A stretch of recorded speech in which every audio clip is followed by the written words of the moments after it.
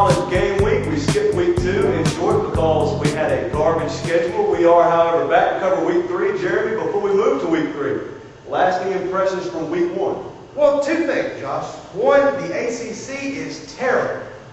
And 2, the University of Southern California is absolutely scary. And indeed, ACC, just to touch on that right quick, Clemson, if that's the best you got, you got to do better. SEC looked good, ACC looked horrible, and I agree. The Pac-10, watch out for the Pac-10. I would still put it in number 3 in my conference power rankings right now, but that could soon change starting this week in Los Angeles, California. Our spotlight game, Ohio State and USC. We'll talk about that a bit later. Some storylines we had our eye on in week 2. East Carolina has now beat 2 ranked teams to open their season, Tech and West Virginia. And Jeremy, in terms of their schedule, it's all downhill from here. What do you think about the Pirates? Well, Josh, they don't play any more top 25 teams this year.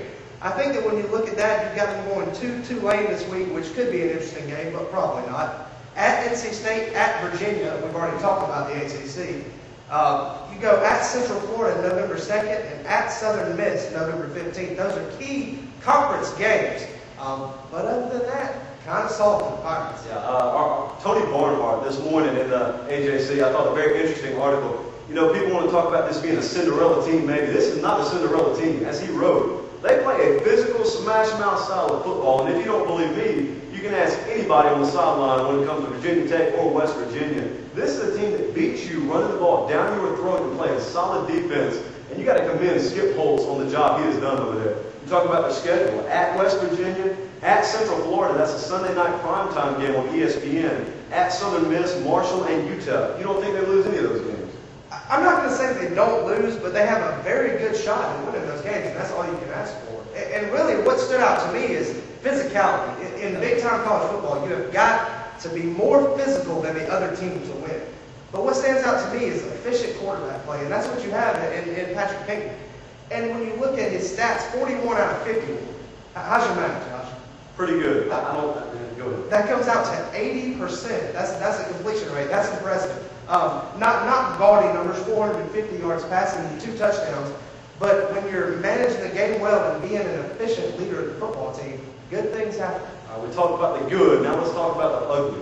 What is the state of Notre Dame football right now? We saw them struggle to put away a San Diego State Aztecs team, which was beaten by Cal Poly the week prior. And if not for a fumble on Notre Dame's goal line, we may be talking about the Irish being upset by that team in South Bend. What is the state of this program right now? Well, right now, Josh, when you look at Notre Dame football, it's absolutely unbearable to watch. I mean, it's just sad what's going on out there. For somebody that is supposed to have the quality of athlete that goes there at Notre Dame, who has such a deep, rich tradition, it's just absolutely terrible right now in South Bend. You mentioned the word athlete. That's a term that's thrown around loosely up in South Bend. And right now, I think you've got to question Charlie Weiss's ability to recruit. I know it's tough to get high-level athletes in there with the academic restraints they have, but you look at recruiting rankings. When you're a recruiting service, your main job is to sell subscriptions and magazines. Notre Dame has the biggest fan base of any college team in the sport, and therefore sometimes they have an inflated recruiting ranking that may mislead you as to what type of athlete they're bringing in. For example, let's compare them with the University of Georgia. 2006, 2007, 2008, Notre Dame had the number 8, and number 1 ranked recruiting class.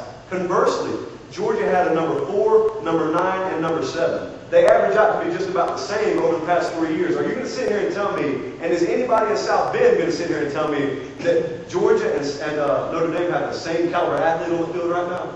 Well, I think when you look at recruiting in general, there are 5 or 6 schools that are always going to be able to recruit based on name value. And that's Notre Dame, Ohio State, Michigan, Alabama, those kind of schools. But what you have to have is a conversion process once they step foot on campus.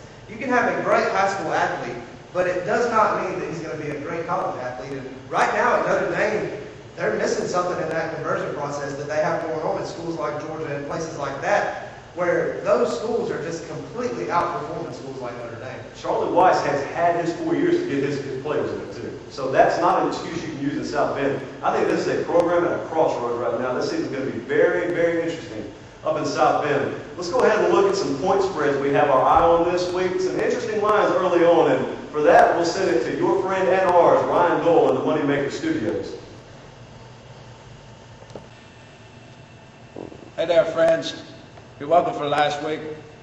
That's my job. This week, during the spreads, I like Oregon over Purdue, -8. I also like Wisconsin straight up over that Pac-10 team. I like Georgia Tech, +7 to Tech. Tech, they suck. USC -10.5 to Ohio State. We saw how good they were at playing against Ohio University last week. I was rooting for Ohio. And then I like Mississippi State +10.5 over Auburn. Boo Auburn, they overrated. Back to you guys.